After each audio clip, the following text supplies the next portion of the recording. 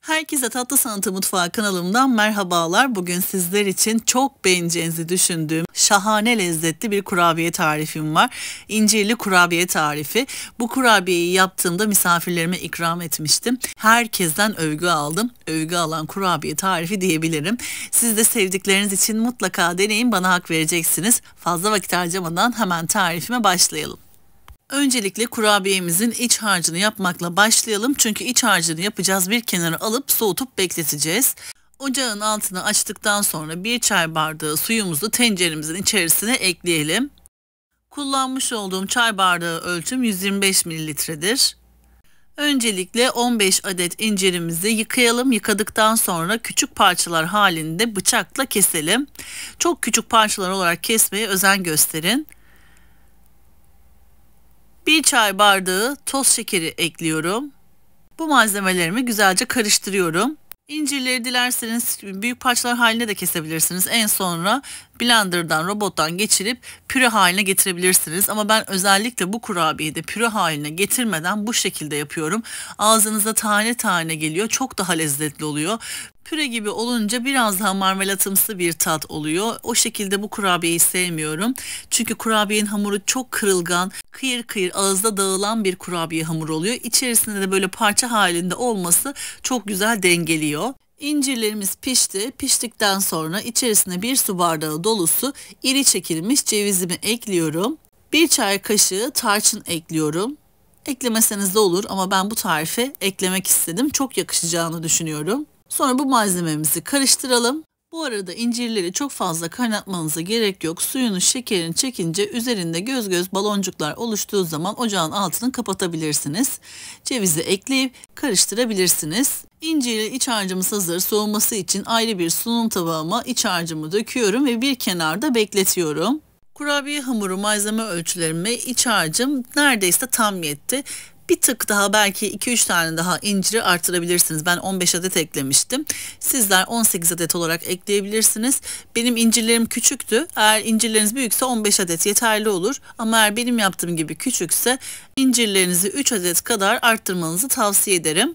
Şimdi kurabiye hamurumuzu yapmaya başlayabiliriz. Uygun bir kabımızın içerisine 1 adet yumurtamızı ekleyelim. Yarım çay bardağı sıvı yağımızı ekleyelim. Oda sıcaklığında beklettiğimiz 200 gram tereyağımızı ekleyelim.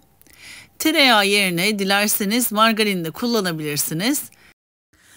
Ama ben bütün tariflerimde tereyağı kullanmayı tercih ediyorum. Hem lezzet açısından çok daha güzel oluyor kurabiyeler, hem de en önemlisi sağlık açısından tereyağı kullanmayı tercih ediyorum. Tereyağı, yumurta ve sıvı yağını güzelce şöyle bir karıştıralım. Gördüğünüz gibi tereyağım oda sıcaklığında hemen eriyor ve kaynaşıyor. Bir çay bardağı pudra şekeri ekliyorum ve bir çay bardağı mısır nişastası ekliyorum. Mısır nişastası yoksa eğer buğday nişastası da kullanabilirsiniz. Bir paket toz vanilya ekliyorum ve bir çay kaşığı dolusu hamur kabartma tozu ekliyorum. Ve bir çay kaşığı karbonat ekliyorum. Bu malzemelerimi güzelce karıştırıyorum.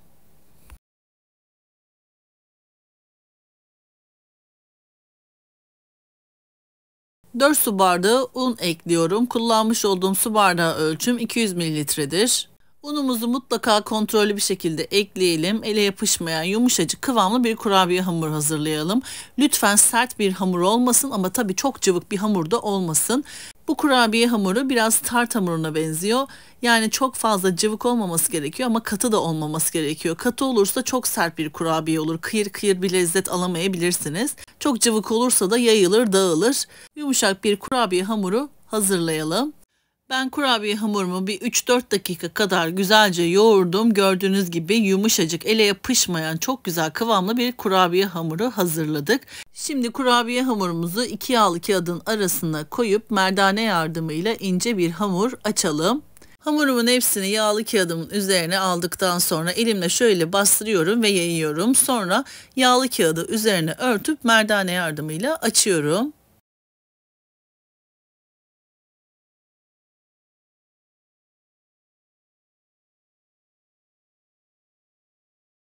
Yağlı kağıdı kaldırıp bıçak yardımıyla kurabiye hamurumun kenar kısımlarını düzlüyorum. Arta kalan kurabiye hamur parçalarımı bir kenara alıyorum ve sonra tekrardan bu işlemi yapıp kurabiye hamurlarımı hazırlayacağım. Kaşık yardımıyla incirli iç harcımızı kurabiyemizin iç kısmına koyalım.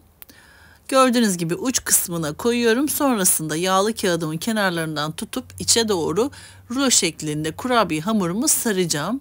Kurabiye hamurumuzun uç kısmındaki parça alt kısmındaki kurabiye hamuruna yapıştığından emin olalım. Ben bu şekilde tam yapıştırdıktan sonra iki elimle de böyle hafifçe bastırıyorum ki alt kısmı iki hamur parçası birbirine yapışsın. Sonrasında bıçak yardımıyla kesiyorum. Kurabiye hamurumu parçalara bölüyorum.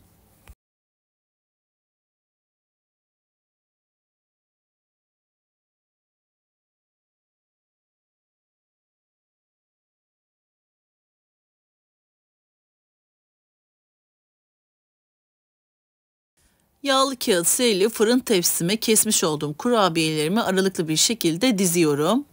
Yakından da gördüğünüz gibi bol malzemeli muhteşem bir kurabiye hazırladık. Sabırsızlıkla sizlerin de bu tarifimi denemenizi bekliyorum. Bu tarifimi denedikten sonra yorum kısmına düşüncelerinizi yazarsanız çok sevinirim. Böylelikle henüz bu tarifimi denememiş olan kıymetli takipçilerim için fikir olmuş olacaktır. Şimdiden destekleriniz için hepinize çok teşekkür ediyorum.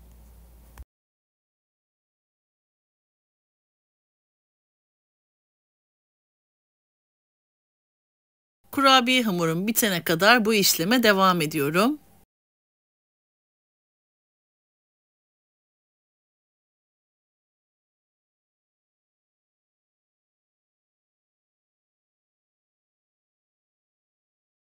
Kurabiyelerimi hazırladıktan sonra önceden ısıtılmış 160 derecelik fırın ayarımızda ağır ağır kurabiyelerimizi pişirelim.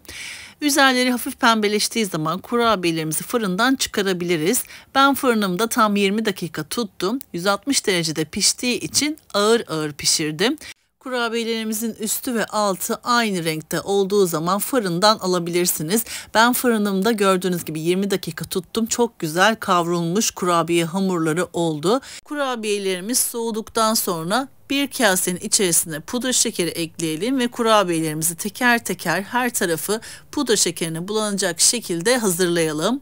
Lütfen kurabiyelerinizin soğumasını bekleyin. Eğer sıcak sıcak pudra şekerini eklerseniz kurabiyelerinizin üzeri nemlenir ve güzel bir görüntü oluşturmaz. Yakından da gördüğünüz gibi kurabiyelerimiz muhteşem oldular. Hemen bir sunum tabağına kurabiyelerimi dizeceğim.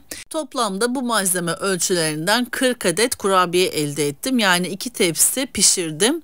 Bu malzemeler fazla gelirse eğer yarı ölçü olarak kurabiye malzeme ölçülerini azaltarak daha az kurabiyeler elde edebilirsiniz.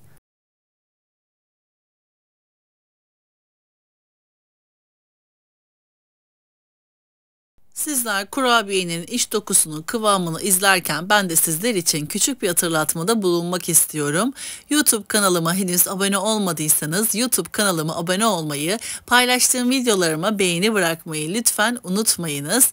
Yepyeni tariflerimi gün aşırı sizler için kanalımda paylaşıyorum. Anında haberdar olabilmek için bildirim zilini lütfen açınız. Böylelikle yepyeni tariflerimi ilk siz görmüş olacaksınız. Eğer bu tarifimi ve videomu beğendiyseniz sevdiklerinizle paylaşabilirsiniz. Beni hangi şehirden veya ülkelerden takip ediyorsanız yorum kısmına yazarsanız sohbet etmiş oluruz. Hepinize teker teker dönüş sağlayacağım. Kanalımda hangi tarifleri görmek istiyorsanız, sevdiğiniz tatlı, tuzlu hangi tarifler varsa mesaj kısmına yazabilirsiniz. Mutlaka tarif listeme ekleyeceğim. Yakından da gördüğünüz gibi kurabiye hamurunun ne kadar kıyır ve lezzetli olduğunu görüntü zaten belli ediyor. Şimdiden deneyecek olanlara afiyet olsun. Böylelikle bir tarifimin daha sonuna geldik. Beni buraya kadar izlediğiniz için hepinize çok teşekkür ediyorum. Bir sonraki tarifimde tekrardan sizlerle görüşmek üzere. O zamana kadar kendinize çok iyi bakın. Hoşça kalın.